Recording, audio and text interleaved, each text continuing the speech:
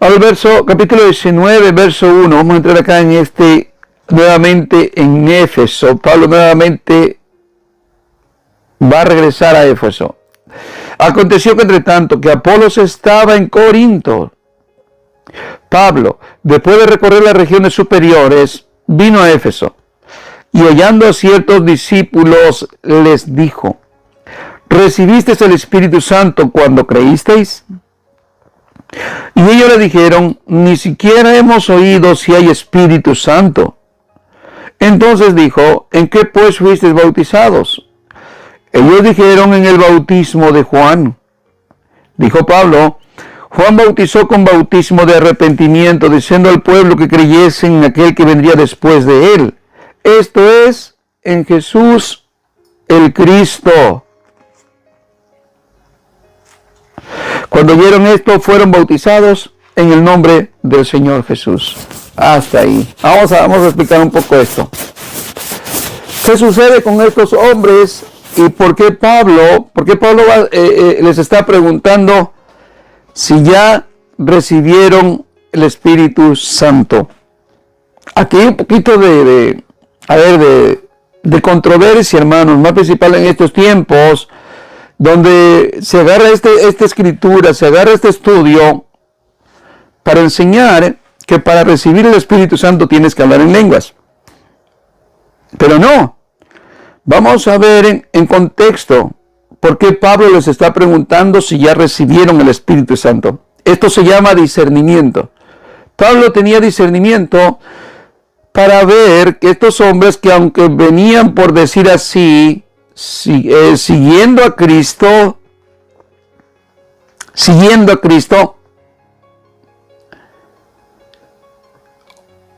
o ser discípulo, pero no eran cristianos. Y se puede seguir a Cristo, pero no ser cristiano. Escucha esta palabra: se puede seguir a Cristo, pero no ser cristiano. Pero si se es cristiano, sí se es discípulo. Todo cristiano verdadero es discípulo, mientras que un discípulo no puede ser cristiano. Mire, para eso se recuerda que una vez el Señor Jesús habló una palabra muy dura, una enseñanza bastante dura, y dice la Escritura: desde entonces muchos de sus discípulos, ¿qué dice?, volvieron atrás, retrocedieron, ya no siguieron, se les pareció ya todo muy duro, bien adelante, dijeron: ya no más, porque se puede ser un seguidor simplemente, seguirlo, pero no ser un verdadero cristiano, un hombre nacido de nuevo. Ahí es la visión de Pablo, el discernimiento. Yo veo que ustedes como que vienen siguiendo, como que tratan de seguir a Cristo, pero ustedes ya en verdad ya están salvos. ¿Ustedes en verdad ya recibieron la salvación, el Espíritu Santo?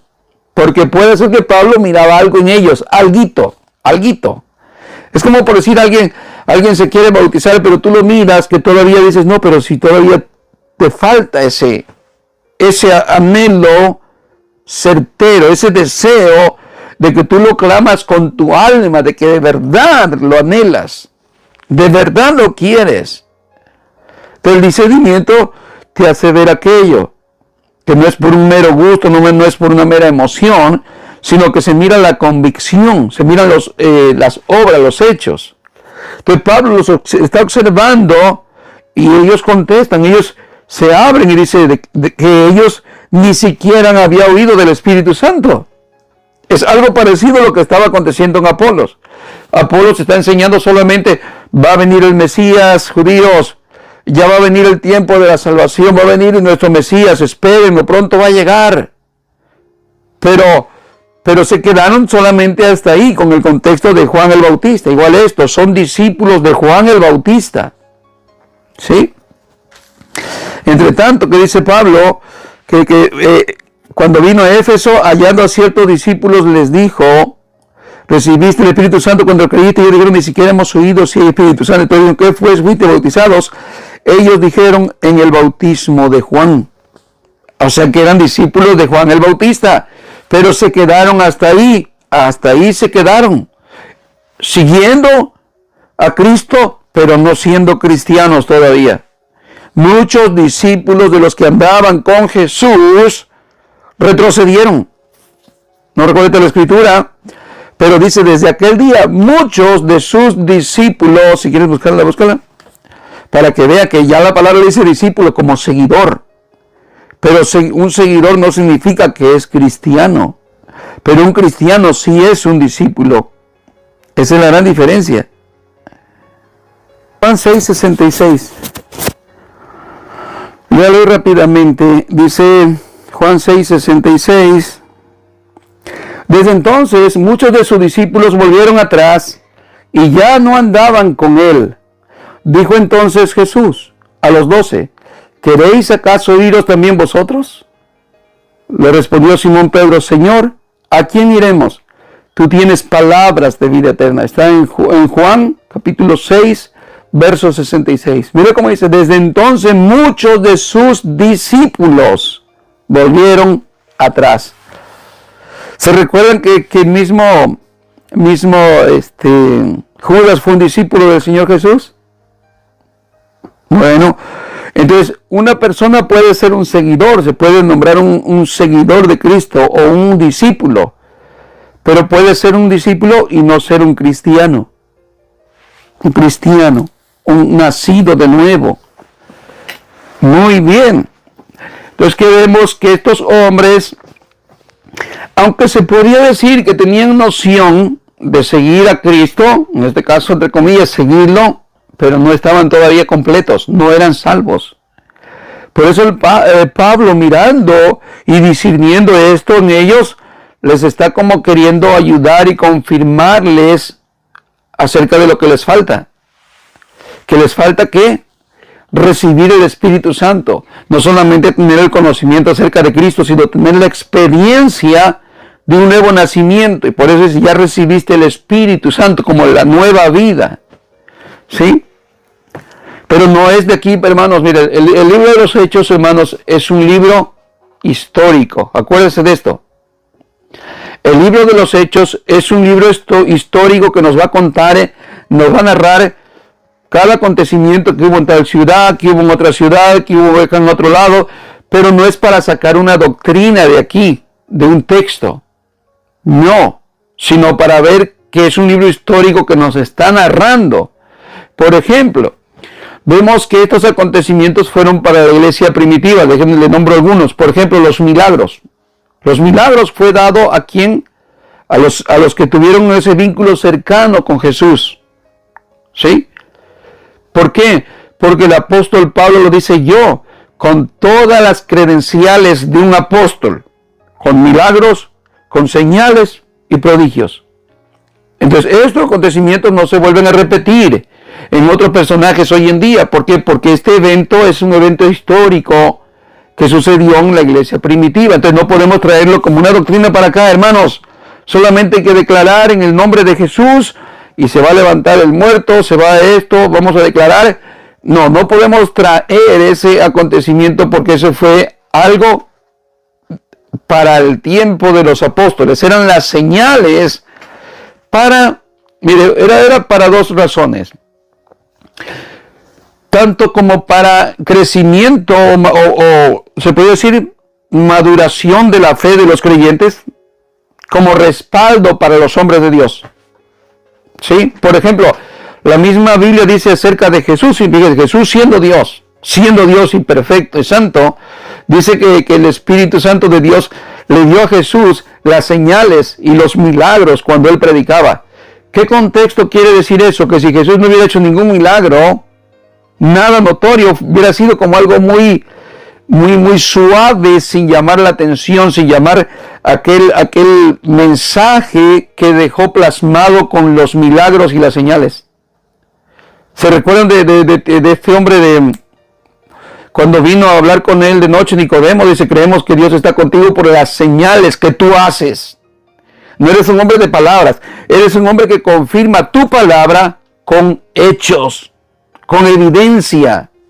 Entonces, tanto como para Jesús, que era el mismo Hijo de Dios o Dios, las evidencias de caminar sobre el mar, de detener la tempestad, de levantar muertos, etcétera, es una necesidad en ese momento para confirmar su mensaje.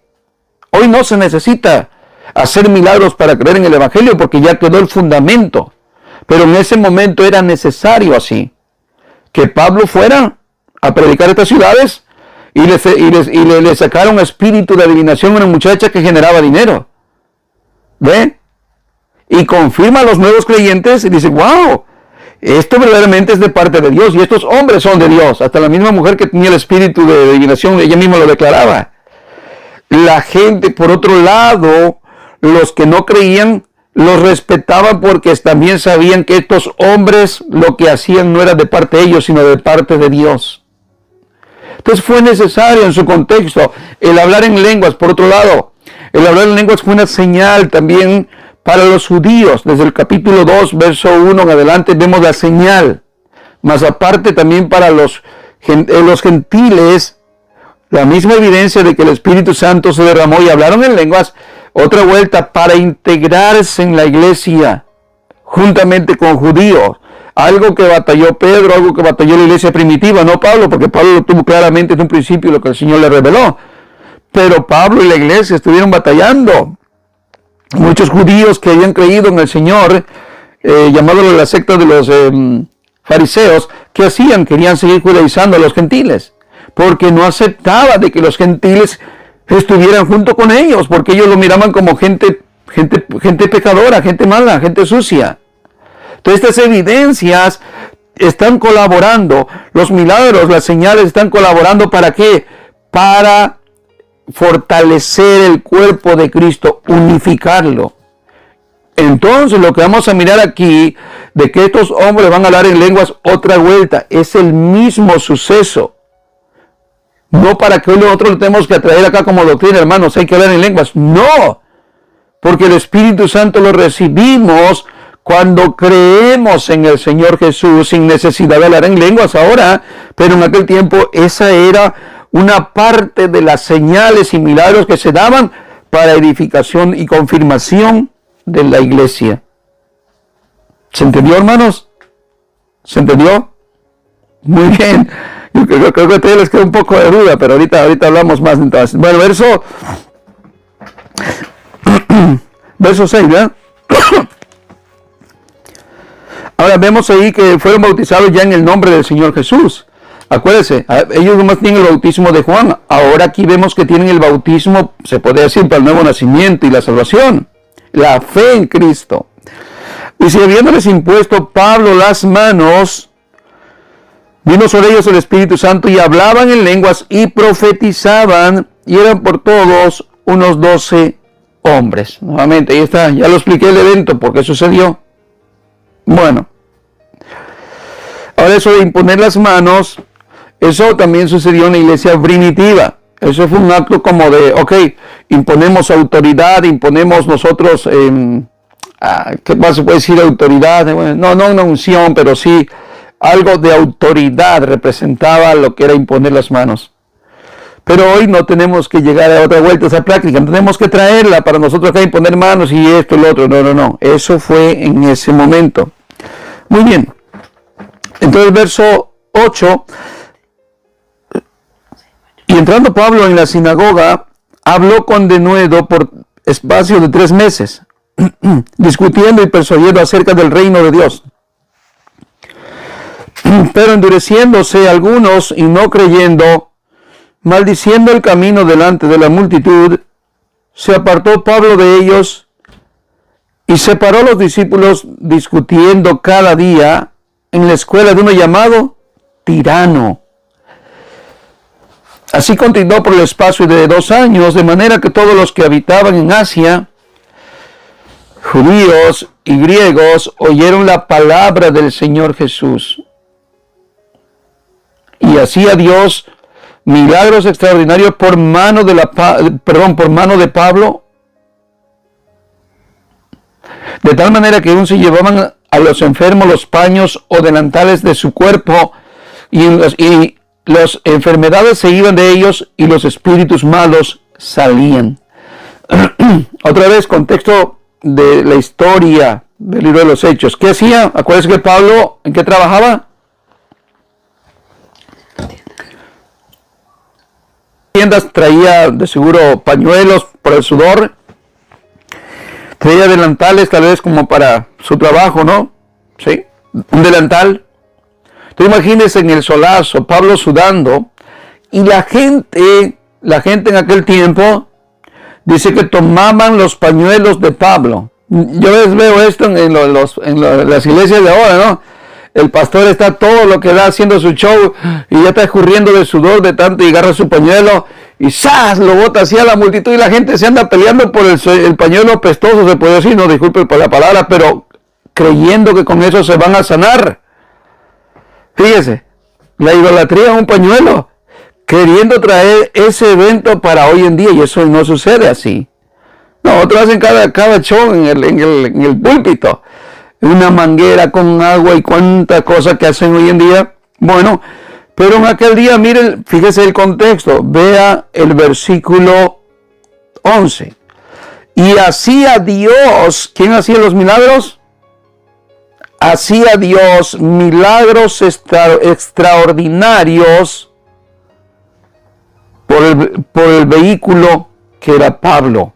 No era Pablo el que hacía los milagros, era Dios que hacía los milagros.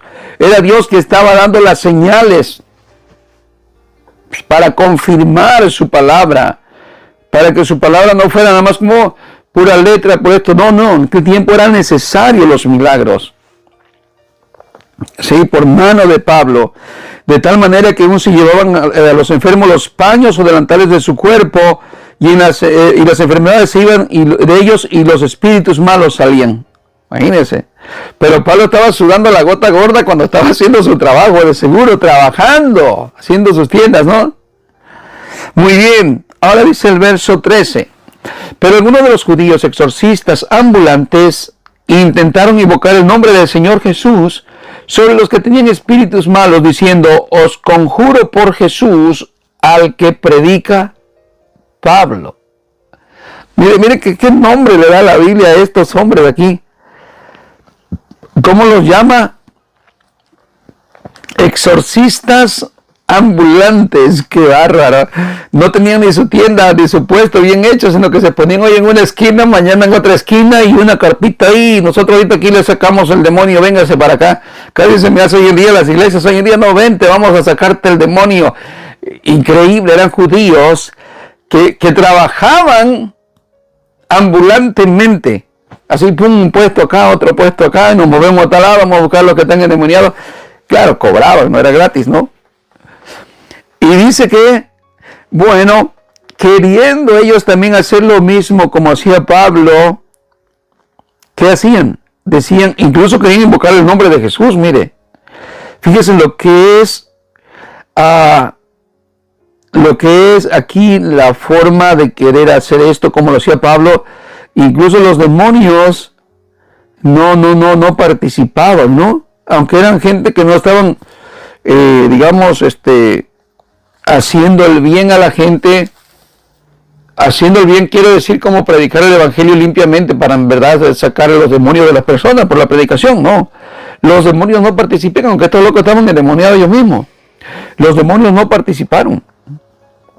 Sí, ¿qué fue lo que decían ellos? Os conjuro por Jesús, el que predica Pablo. Imagínense, quisieron usar como esa autoridad, ¿no? Esa autoridad de que tú sí eres un verdadero hijo de Dios y conoces quién es Jesús. Y tienes esa autoridad en contra de los demonios como hijo de Dios. Muy bien, dice, había 7 hijos de un tal Esceva, judío, jefe de los sacerdotes, que hacían esto. Pero respondiendo el espíritu malo, dijo: a Jesús conozco y sé quién es Pablo, pero vosotros, ¿quiénes sois? Y el hombre en quien estaba el espíritu malo, saltando sobre ellos y dominándolos, pudo más que ellos, de tal manera que huyeron de aquella casa desnudos y heridos. Y fue notorio a todos los que habitan en Éfeso, así judíos como griegos, y tuvieron temor todos ellos, y era magnificado el nombre del Señor Jesús. ¿Te puedes imaginar, hermano, la golpiza que le dieron a estos exorcistas ambulantes, no sé cuántos andaban, eran varios, como 7. Y uno solo pudo contra todos ellos. Imagínense, un Karate Kid estaba ahí dándole patadas a todos. Los derribó a todos, los encueró a todos. Imagínense, me acuerdo ahorita del gadareno endemoniado. ¿Se recuerda de aquel gadareno? ¿Se recuerda? Dice que ni las cadenas lo podían detener porque hacía pedazos las cadenas. Imagínense la fuerza de ese endemoniado. Bueno, aquí tenemos otro. Pero ¿por qué lo está haciendo? Los mismos demonios, mires, no colaboran con un falso creyente, un falso Cristo. Y es ahí donde vemos entonces qué sucede en las iglesias estas donde dice que sacan demonios. ¿Es real? Yo creo que los demonios no participan. Yo pienso que esto es un puro show. De que si vomitan esto y lo otro, que le sacan el demonio de adulterio, de demonio de chisme, todas estas cosas. Pienso que es puro show, porque aquí vemos que los demonios no participan con esta gente, sino que son milagros engañosos, son falsos. Esos que vemos, ¿no? Que un día, sí, vamos, ahí van a sacar el demonio. No. El demonio se sale solamente por medio de la predicación de la palabra de Dios. Y tiene que ser predicado, lógicamente, por un hijo de Dios. ¿Por qué? Porque el demonio dijo, sé quién es Jesús.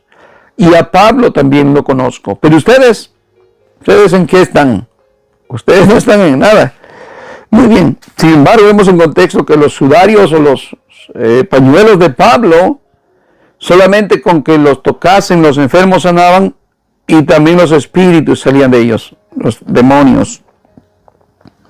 Así que fue notorio en todos los que habitaban en Éfeso, así judíos como griegos. Imagínense, después de esa golpiza, después de toda la vergüenza que pasaron, dice que después tuvieron temor todos ellos y era magnificado el nombre del Señor Jesús. En contexto, ¿para qué eran los milagros entonces? Para que fuera magnificado el nombre del Señor Jesús. No para Pablo, no para otra cosa, sino para que el nombre fuera magnificado. Y muchos de los que habían creído venían confesando y dando cuenta de sus hechos. Otra vez, aquí ya vemos que por los milagros que acontecen, muchos se van a convertir. Y muchos de los que habían creído o creían venían confesando y dando cuenta de sus hechos, se confesaban sus pecados, así como cuando iban con Juan el Bautista. Asimismo, muchos de los que habían practicado la magia trajeron los libros y los quemaron delante de todos, y hecha la cuenta de su precio, hallaron que era 50,000 piezas de plata. Esto era un gran dineral. Pero en contexto vemos que todos los chamanes, todos los magos, todos los exorcistas, si se puede decir, tuvieron temor y muchos mejor se convirtieron al Señor Jesús, de tal manera que confesaban sus pecados. ¿Y qué hacían? Traían sus libros de magia, sus libros de práctica de chamanería, de hacer magia, de hacer brujería, lo que hacían, y los quemaban, y eran libros no baratos, eran muy caros.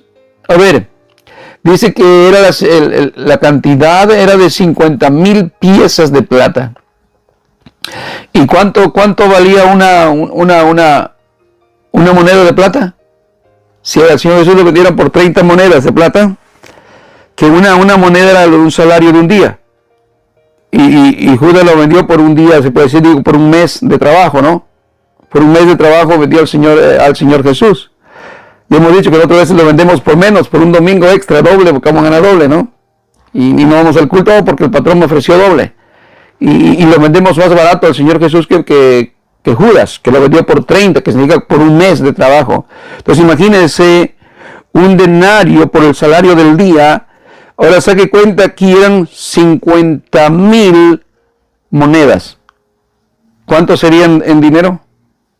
50,000 monedas. Era bastante dinero, muchísimo dinero.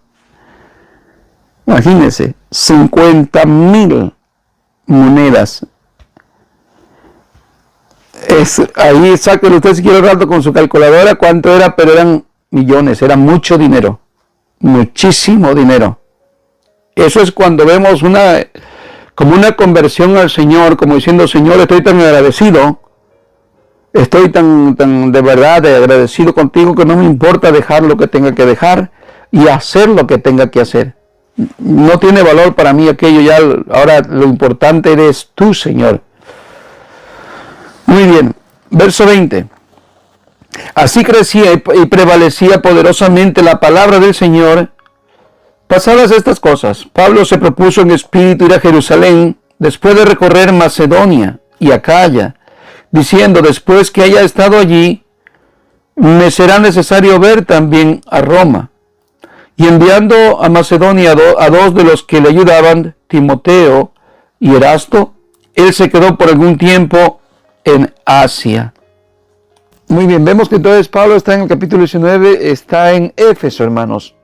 Y en el versículo 23 o 22, dice que Pablo se ha propuesto en espíritu. En espíritu quiere decir que de parte de Dios, que Dios lo está guiando para ir a Jerusalén. Tiene una misión. Pablo tiene el deseo de ir a celebrar la Pascua como judío.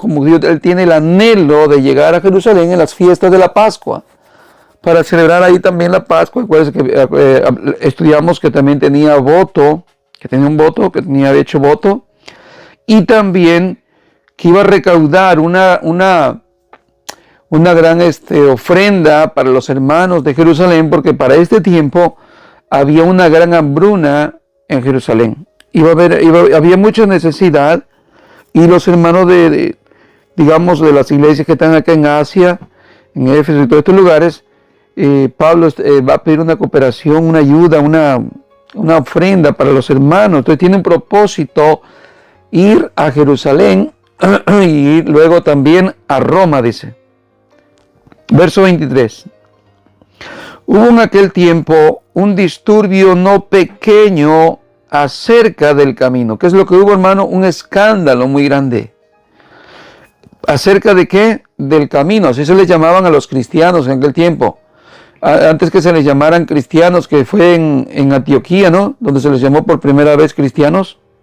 Bueno, antes se le llamaban los del camino. ¿Por qué? Porque si nosotros somos de Cristo, que Jesús dijo, yo soy el camino, la verdad y la vida, ¿verdad? En Juan 14. Entonces antes eran conocidos, la iglesia era conocida como los del camino.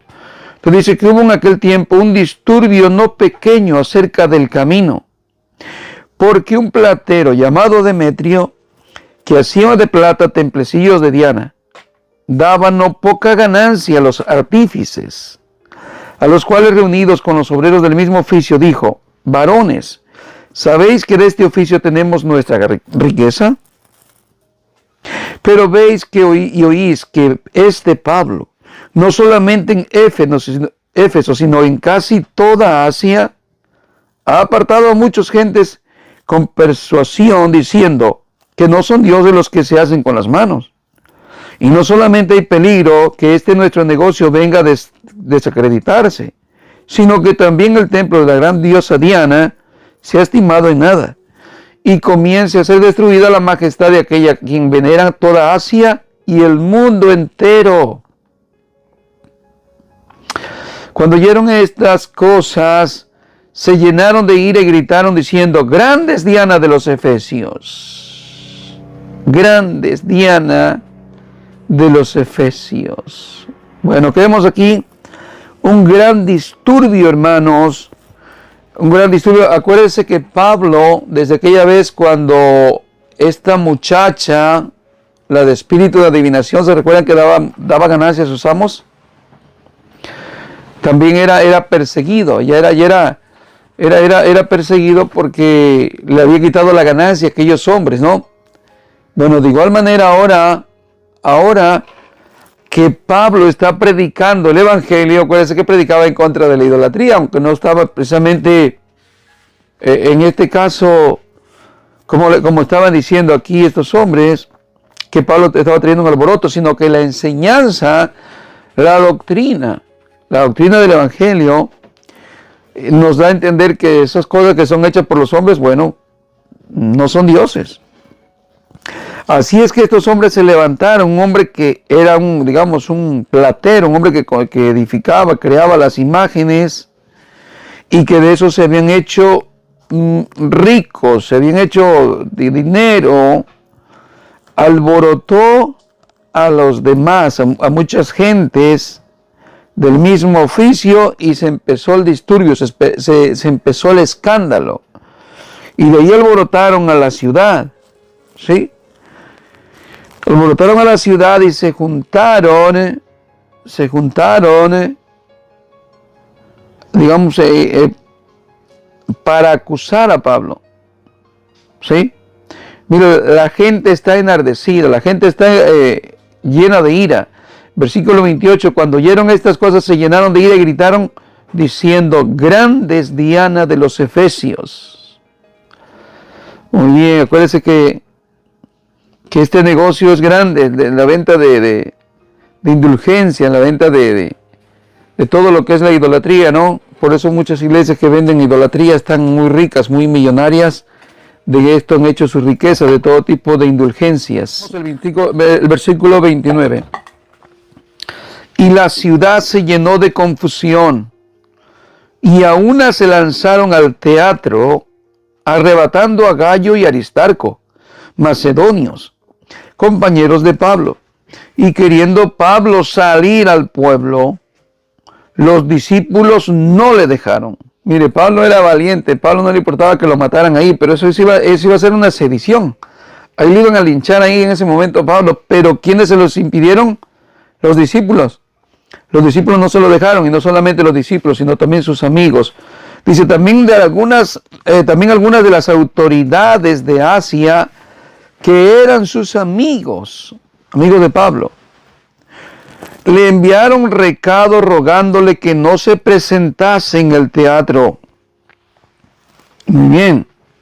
Unos pues gritaban una cosa y otros otra, porque la concurrencia estaba confusa y los más no sabían por qué habían reunido, no sabían por qué se habían reunido. ¿No le pasó a usted alguna vez, hermanos, cuando vio la política? Que la gente se involucraba por un lonche, por una torta, un refresco, y se metía todo el mundo a la marcha, ¿no? ¿Y por qué viniste? No lo sé, pero aquí hay que gritar y que esto y lo otro. Así andaba esta gente, y si los más no sabían ni por qué se habían reunido, pero andaban como locos gritando. Como dice el dicho, que es donde va Vicente y va toda la gente, ¿no?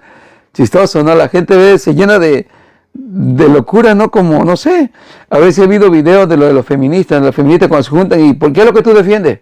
No lo sé, dice, pero aquí traigo a mi marido. Yo aquí ando apoyando a esta mujer, dice, pero la verdad no sé ni por qué, pero aquí ando hasta con mi marido, dice.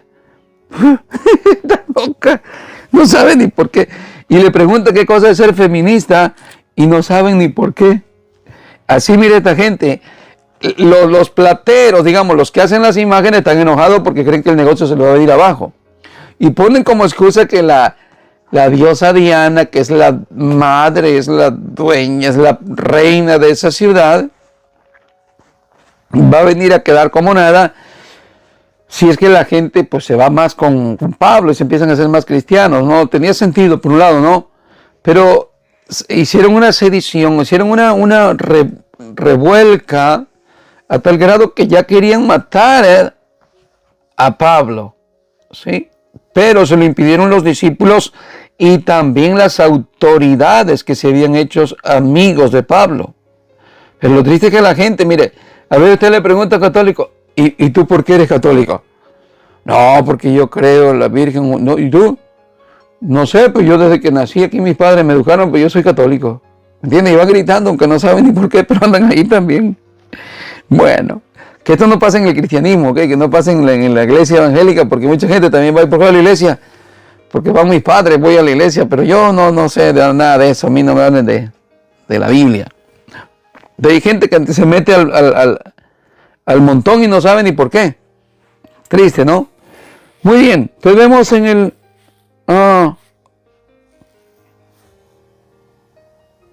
33. Y sacaron de entre la multitud a Alejandro, empujándole los judíos. Entonces Alejandro, pedido silencio con la mano, quería hablar en su defensa ante el pueblo. Pero cuando le conocieron que era judío, todos a una voz gritaron casi por 2 horas: ¡Grandes Diana de los Efesios! Mire qué locos. Entonces el escribano, cuando había apaciguado la multitud, dijo: varones efesios, ¿y quién es el hombre que no sabe que la ciudad de los Efesios es guardiana del templo de la gran diosa Diana y de la imagen venida de Júpiter? Puesto que esto no puede contradecirse, es necesario que os apacigüéis, que se calmen, están demasiado alterados, y que nada hagáis precipitadamente. Ellos estaban siendo capaces de linchar a Pablo y a cualquier otro de los hermanos. Porque habiendo traído a estos hombres sin ser sacrilegios ni blasfemadores de vuestra diosa, o sea que estaban inventando mucho, que si Demetrio y los artífices que están con él tienen pleito contra alguno, audiencias se conceden y procónsules hay. Acúsense los unos a los otros. Y si demandáis alguna otra cosa, en legítima asamblea se puede decidir. ¿Qué le está diciendo? Qué bueno que para eso existen las autoridades, si en verdad hay alguna queja, ¿no?, para que hagan una acusación así, pero que se dejen de andar con bonchinche, que si el Demetrio ese que hace las imágenes de platica y todo eso, que él es el que los está alborotando, bueno, que si tiene algo en contra de alguien personalmente, que lo denuncie. Ahora el verso 40 dice: porque peligro hay que seamos acusados de sedición por esto que de hoy, no habiendo ninguna causa por la cual podamos dar razón de este concurso. ¿Qué quise decir? Bueno, que Roma también tenía gobierno sobre estas ciudades, y que si ellos cometían algo así como una sedición, una matanza, cosas así, no tenían como una buena excusa para dar información a Roma, y iban a perder como su gracia con Roma, se puede decir.